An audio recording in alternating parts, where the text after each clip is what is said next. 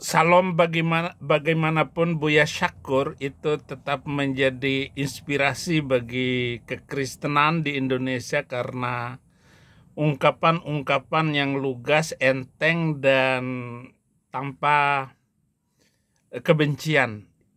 Karena dia sudah menerima Yesus Kristus sebagai Tuhan dan Juru Selamat.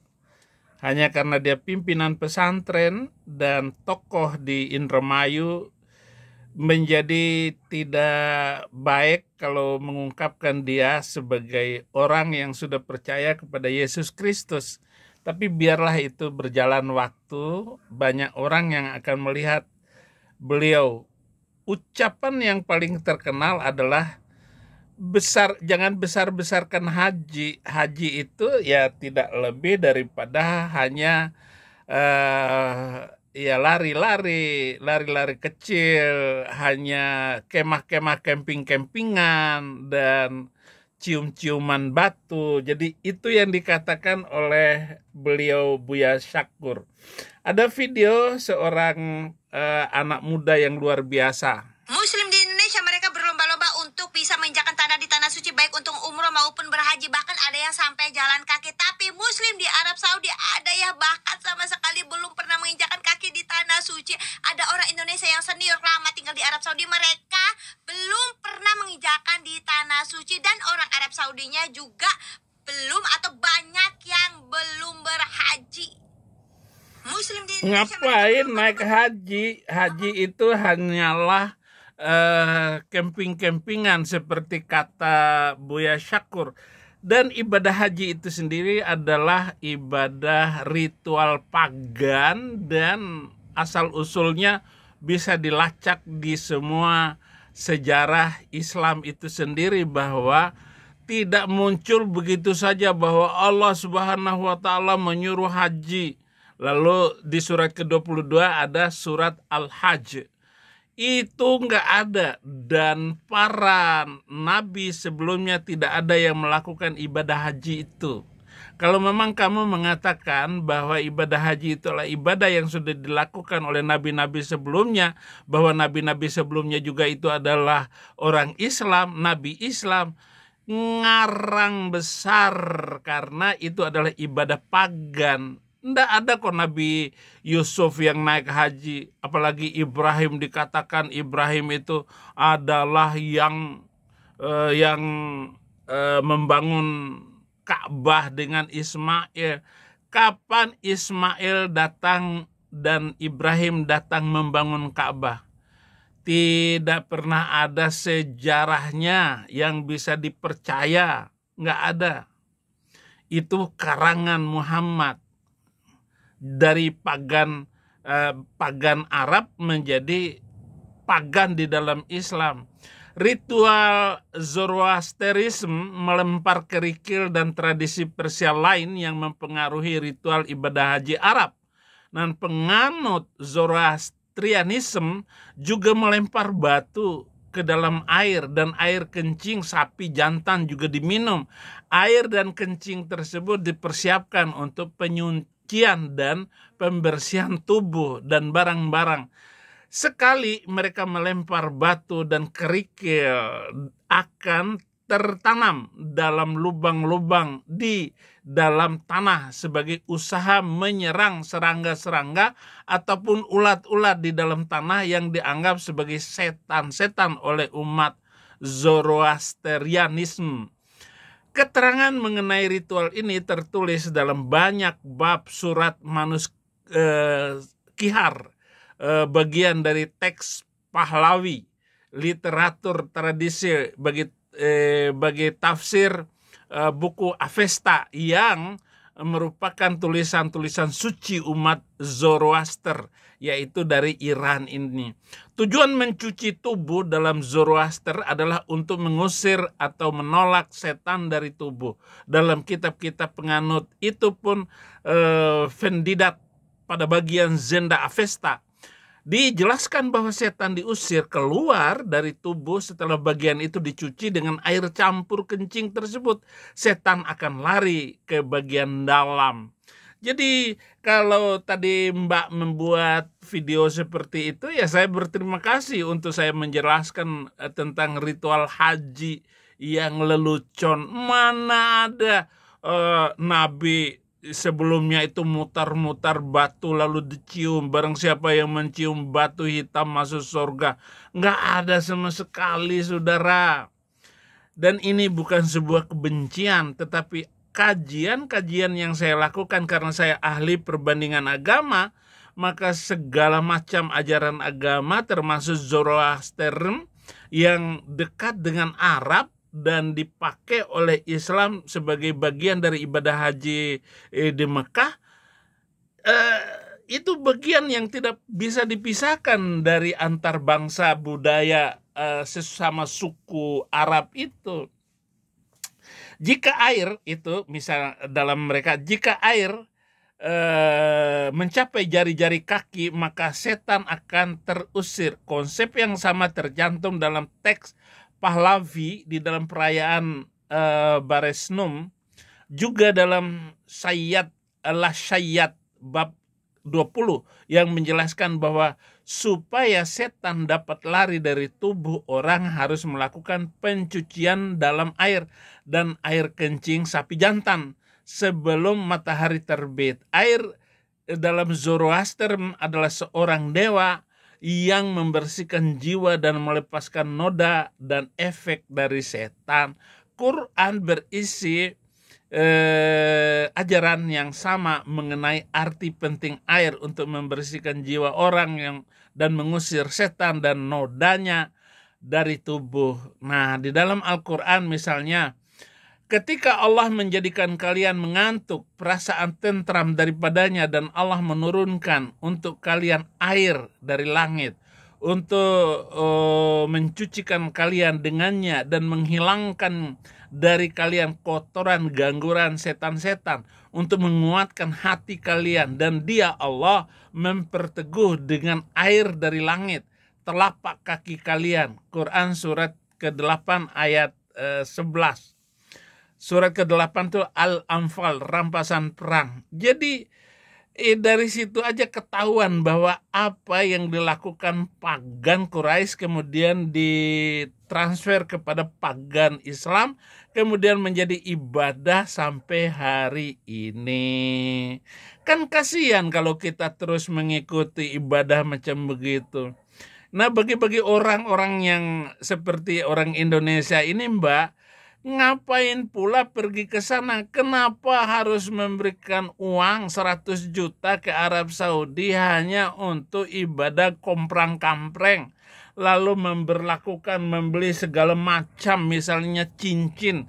Cincin di sana itu buatan Indonesia, dikirim ke Arab Saudi, kemudian dijual dan diolah di sana, kemudian dibeli di sana, balik lagi ke Indonesia. Semua cincin. Juga tentang pakaian ihram. Pakaian ihram sekarang nggak boleh lagi orang Indonesia menjualnya. Atau pabriknya itu diambil dari Cina, sajadah dari Cina, semua bokor-bokor itu dari Cina, kemudian dijual kembali ke Indonesia. Indonesia hanya gigit jari. Mana ada orang Arab Saudi yang naik haji? Enak aja. Pergi ke Tanah Suci, kamu bilang, Mbak. Tanahnya saja suci, bagaimana orangnya? Jadi orang masih ibadah di Tanah Suci. Mereka lebih baik pergi ke Bogor, pergi ke Puncak. Di sana wisata naik haji. Haji-haji itu, ya haji Indonesia yang naik juga, dinaikin sama orang Arab. Jadi lempar setan itu sumbernya di Arab, dan orang-orang Arab itu sekarang naik haji ke Puncak. Jadi setan-setan pada lari ke Puncak. Begitu penganut Zoroasterisme, kekuatan-kekuatan dan tradisi percaya mereka air kencing sapi jantan dalam membersihkan dan menyembuhkan dalam kitab Zoroasterisme yang disebut di dalam surat Manusikhar. Surat 1 bab ke-7 air kencing tersebut digambarkan sebagai tindakan penyembuhan yang tepat tepat dalam Vendidat. Para penganut Zoroasterisme menyatakan bahwa Ahura Mazda, sang dewa Tuhan Allah utama Zoroaster, menganjurkan untuk meminum susu dan air kencing sapi jantan untuk menyembuhkan penyakit. Muhammad mencontek teknik penyembuhan ini dari penganut Zoroasterisme, tetapi ia mengubah air kencing sapi jantan menjadi air kencing unta. Dan dia mengatakan bahwa air kencing unta dapat menyembuhkan semua penyakit. Orang yang datang kepadanya dengan penyakit-penyakit diperintahkan oleh Muhammad untuk meminum air kencing unta betina. Karena yang gampang diminum langsung itu ya unta betina kencingnya itu. Kalau unta jantan kan harus di bawahnya. Tetapi unta betina langsung begini nih, pak kiai, ustadz, habib di Arab itu. Sayyid pun minum kencing unta gara-gara Muhammad. Begitu, jadi dari air kencing sapi jantan diubah ke dalam Islam menjadi air kencing onta. Kenapa yang betina? Karena Muhammad menghormati wanita. Bagaimana? Siapakah yang saya lebih hormati, bapak atau ibu? Ibumu. Siapa lagi? Ibumu. Siapa lagi? Ibumu. Terus siapa? Bapakmu. Jadi lebih utama lebih utama ibu daripada bapak di dalam Islam. Nyambung lagi ke orang Padang. Wanita sangat berkuasa. Jadi umat Islam di zaman Muhammad masih hidup biasa meminum air kencing Muhammad di depan matanya. Dan Muhammad sama suka akan hal itu dan berkata bahwa air kencingnya sendiri adalah obat untuk penyakit-penyakit.